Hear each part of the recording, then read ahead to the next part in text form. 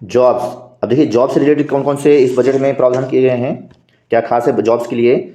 47 लाख युवाओं को national apprenticeship scheme के तहत 3 साल तक स्टाइपेंड दिया जाएगा, यानी वजीफा दिया जाएगा, उनको भत्ता दिया जाएगा। ठीक है, स्टाइपेंड दिया जाएगा मतलब 3 साल तक उन्हें युवाओं को 47 लाख युवाओं को भत्ता दिया जाएगा, रोजगार भत्ता। ठीक है, 740 एकलव्य स्कूलों के लिए 38,800 टीचर्स और सपोर्ट स्टाफ भर्ती किए जाएंगे, ये इंपॉर्टेंट रहेगा। ठीक, एकलव्य स्कूल जो है आदिवासियों के लिए एकलव्य स्कूल बनाए जाएंगे, कितने 740 एकलव्य स्कूल, इसके लिए 38,800 टीचर्स और स्टाफ सपोर्ट स्टाफ की भर्ती की जाएगी। 157 नर्सिंग होम, ठीक है, 157 नर्सिंग कॉलेज खुलेंगे जिसमें टीचिंग और सपोर्टिंग स्टाफ की भर्ती की जाएगी।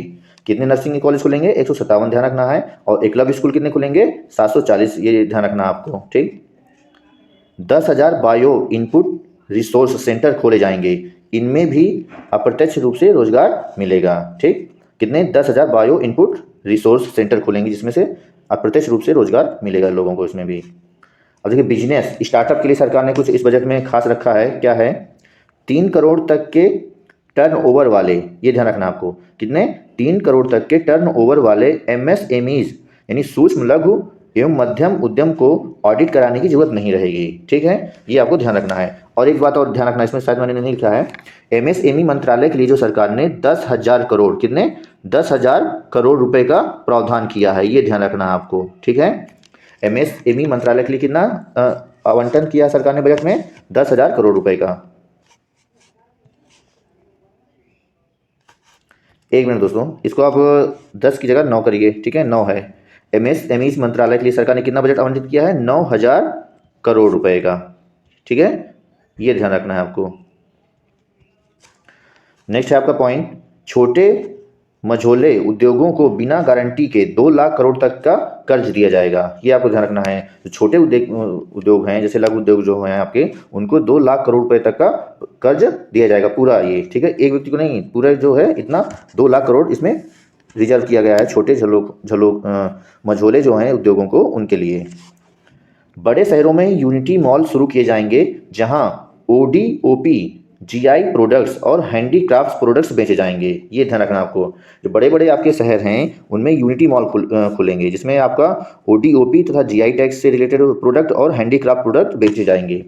स्टार्टअप अपने नुकसान को 10 साल तक कैरी फॉरवर्ड कर सकते हैं, जितने भी आपके नए स्टार्टअप हैं अगर उनको नुकसान हो रहा है तो 10 साल तक अपना कैरी फॉरवर्ड उसे कर सकते हैं। वीडियो अगर दोस्तों पसंद आ रहा है तो प्लीज़ चैनल को सब्सक्राइब कर लें, वीडियो को लाइक कर लें। अगर आप लोग चैनल को अभी तक नए हैं, अभी चैनल को सब्सक्राइब नहीं किया तो प्लीज़ चैनल को सब्सक्राइब कर लें, ज़्यादा से ज़्यादा लोगों को उसको शेयर करें। अब देखिए इसका आपको अगर आपको पीडीएफ चाहिए तो आप इस नंबर पर एसएमएस कर सकते हैं 79058318 और 58 पर। इस नंबर पर अपना नाम और कौन सा पीडीएफ चाहिए एसएमएस कर दिया, आपको पीडीएफ पहुंचा दिया जाएगा। तो देखिए ऑटोटेक यानी डिजिटल से रिलेटेड क्या क्या सरकार ने किया है आपके लिए इस बजट में। 5G एक्स एप्स है, सॉरी इसको एप्स बना लीजिए। ठीक है, क्या है, 5G एप्स बनाने के लिए 100 लैब्स बनेंगी, ये ध्यान रखना आपको। कितनी लैब्स बनेंगी, 100 लैब्स 5G एप्स बनाने के लिए।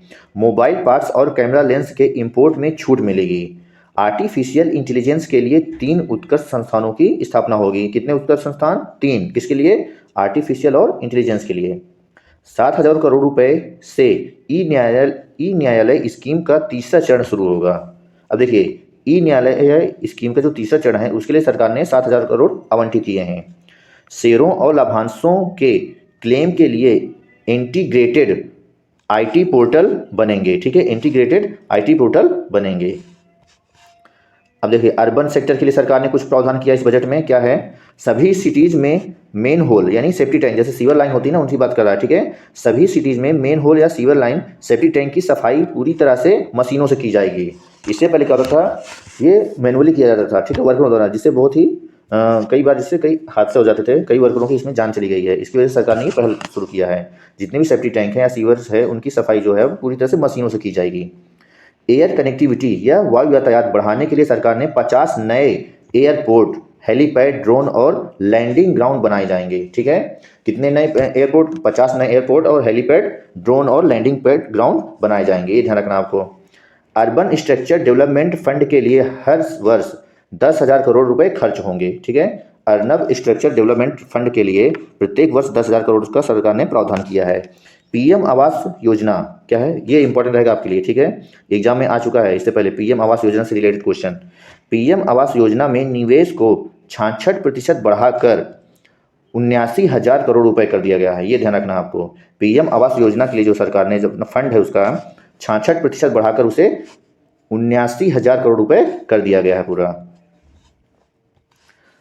वुमेन्स, अब देखिए महिलाओं के सशक्तिकरण और समृद्धि सम्मान के लिए सरकार ने कुछ प्रावधान किए हैं। जैसे फर्स्ट पॉइंट क्या है इसमें, महिला सम्मान बचत पत्र योजना शुरू होगी, ठीक है, महिला सम्मान बचत पत्र योजना शुरू होगी।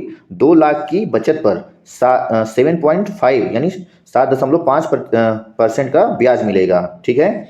अगर सरकार ने जो महिलाएं जो हैं उन्होंने बचत की अपने अकाउंट में 2 लाख का राशि अमाउंट जमा किया है तो उस पर सरकार जो है 7.5% का ब्याज देगी, ठीक है। और ये कब तक जमा करना है ये भी ध्यान रखिए, 2025 तक, ये ध्यान रखना है आपको, ठीक है।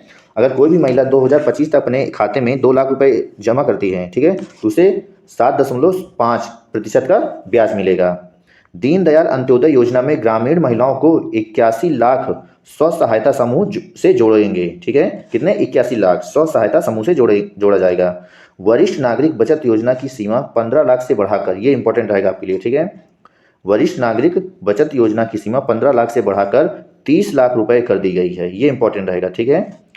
इलेक्ट्रिक किचन चिमनी पर सीमा शुल्क या कस्टम ड्यूटी 7.5 से बढ़ाकर 15% कर दी गई है, ठीक है। इलेक्ट्रिक जो किचन है उनकी जो चिमनियाँ हैं उसमें कस्टम ड्यूटी जो है 7.5 से बढ़ाकर 15% कर दी गई है।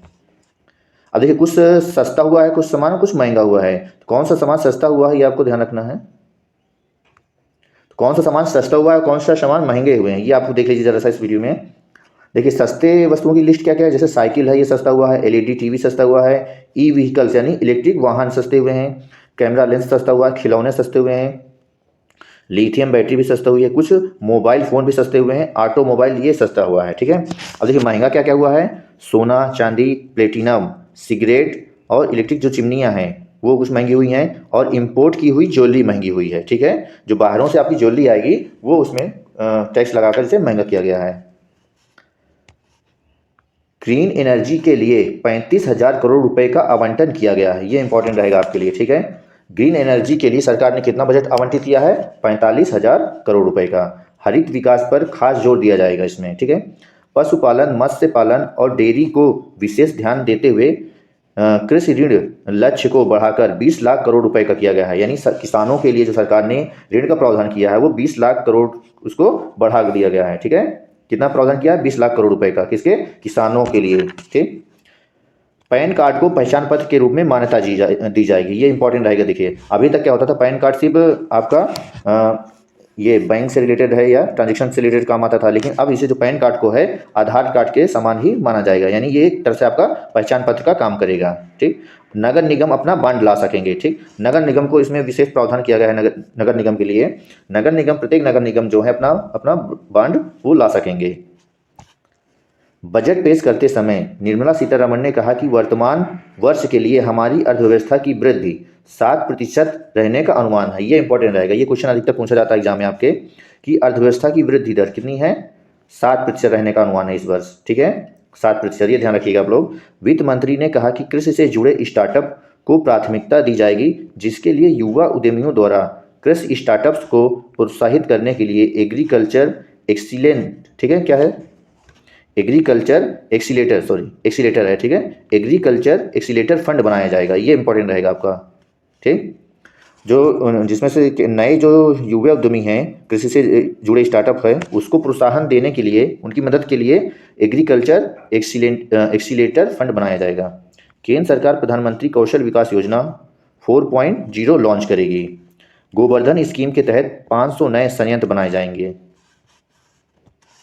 बजट पेश करते समय निर्मला सीतारमण ने कहा कि, देखिए ये तो हो गया पॉइंट आपका, ठीक, दोबारा स्लाइड आ गई है ये, कोई बात नहीं। नेक्स्ट देखिए, मत्स्य पालन क्षेत्र को आगे बढ़ाने के लिए 7,000 करोड़ रुपए का निवेश किया जाएगा, ठीक, ये भी आपका कृषि से रिलेटेड ही है, ठीक है।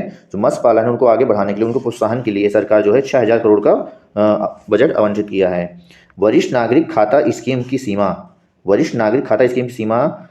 4.5 लाख से बढ़ाकर 9 लाख कर दी गई है। ठीक, कारीगर एवं शिल्पकारों को मदद देने के लिए प्रधानमंत्री विश्वकर्मा योजना, ये इंपॉर्टेंट रहेगा, प्रधानमंत्री विश्वकर्मा कौशल सम्मान योजना शुरू की जाएगी। किसके लिए? कारीगरों और शिल्पकारों बुनकरों के लिए। कौन सी योजना? प्रधानमंत्री विश्वकर्मा कौशल सम्मान योजना। बागवानी परियोजना के लिए 2200 करोड़ की राशि आवंटित की जाएगी। पर्यावरण की रक्षा के साथ ही विकास करेंगे, इसमें ग्रीन ग्रोथ नाम दिया गया है इसे। ठीक है, यानी जो भी आपका भारत में विकास इंफ्रास्ट्रक्चर जो है डेवलप किया जाएगा वो पर्यावरण को ध्यान में रखते किया जाएगा। इसी चीज़ को कहा गया है, इसे ग्रीन ग्रोथ नाम दिया गया है। ठीक, कमर्शियल विवादों को निपटाने के लिए सरकार विवादों से विश्वास, ठीक है, 2 योजना चलाएगी। जितने भी कमर्शियल विवाद उनको निपटाने के लिए विवादों से विश्वास योजना 2 चलाया जाएगा।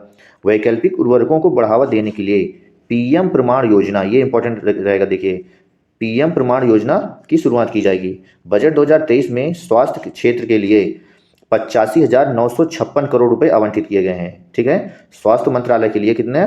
85,956 करोड़ रुपए आवंटित किए गए हैं तथा एनीमिया मुक्त भारत का लक्ष्य रखा गया है इस बजट में। सरकार ने आदिवासियों के स्कूलों के लिए 15,000 करोड़ रुपए का प्रावधान किया है। ऑनलाइन गेमिंग की जीत की राशि जो होगी उस पर 30% का TDS चार्ज कटेगा। कितना? ऑनलाइन जब गेम खेलते हैं आप लोग, उसमें जो जीती गई राशि होती है उस पर 30% का TDS कटेगा। केंद्र सरकार ने बजट 2023-24 में खेल मंत्रालय को 3397.32 लाख करोड़ रुपए आवंटित किए हैं। यानी खेल मंत्रालय को जो है 3397.32 लाख करोड़ रुपए आवंटित किए गए हैं।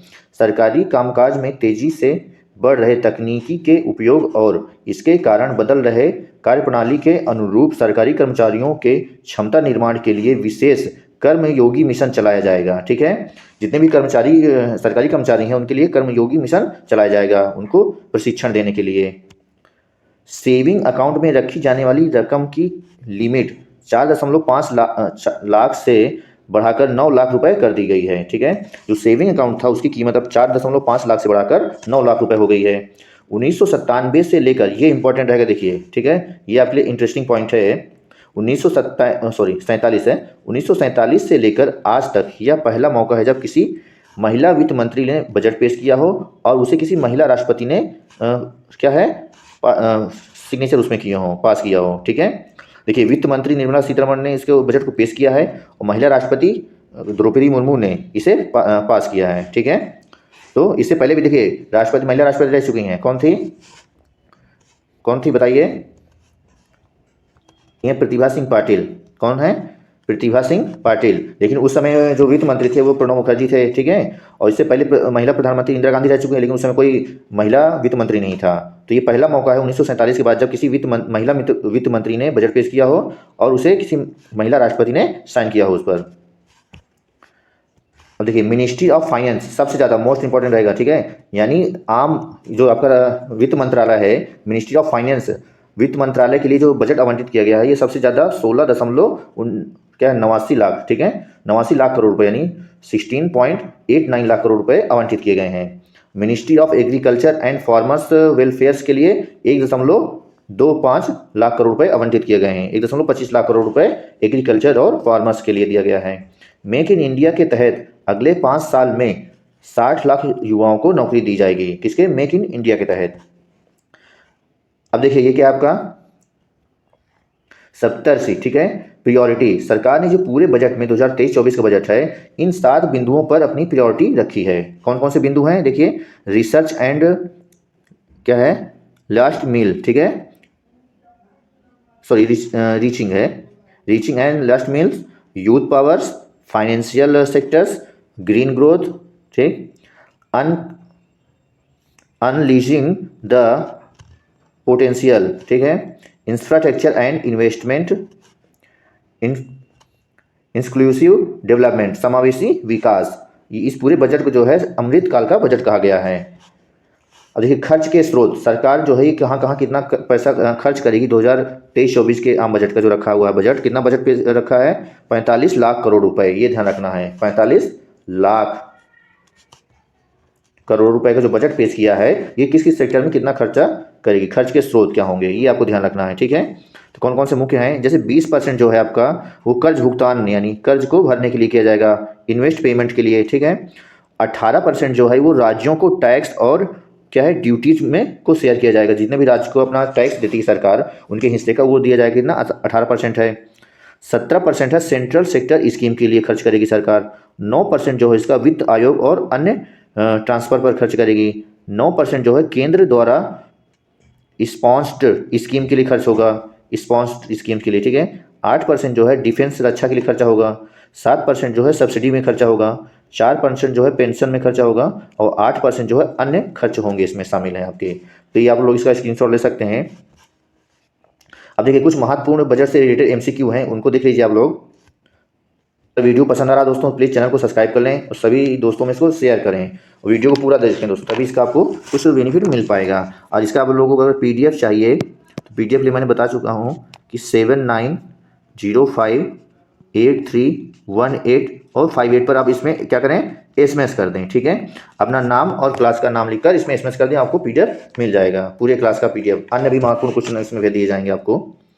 देखिए पहला क्वेश्चन क्या है, बजट 2023-24 में सरकार ने कुल कितने रुपए खर्च का लक्ष्य रखा है। ऑप्शन ए है 45.03 लाख करोड़, ऑप्शन बी है 80.82 लाख करोड़, ऑप्शन सी है 15.05 लाख करोड़, ऑप्शन डी है आपका 32.67 लाख करोड़ रुपए। तो इसका राइट आंसर क्या होगा, 45.03 लाख करोड़ रुपए का लक्ष्य रखा है सरकार ने। बजट सत्र 2023-24 में केंद्र सरकार ने रक्षा मंत्रालय को कितनी राशि आवंटित की है। Option A 2.70 lakh crore, option B है 5.94 लाख करोड़, ऑप्शन सी है 2.41 लाख करोड़, ऑप्शन डी है आपका 1.96 लाख करोड़। तो इसका राइट आंसर होगा ऑप्शन बी। देखिए वित्त मंत्रालय के बाद रक्षा मंत्रालय को सबसे ज्यादा राशि आवंटित की गई है, कितनी, 5.94 लाख करोड़ रुपए।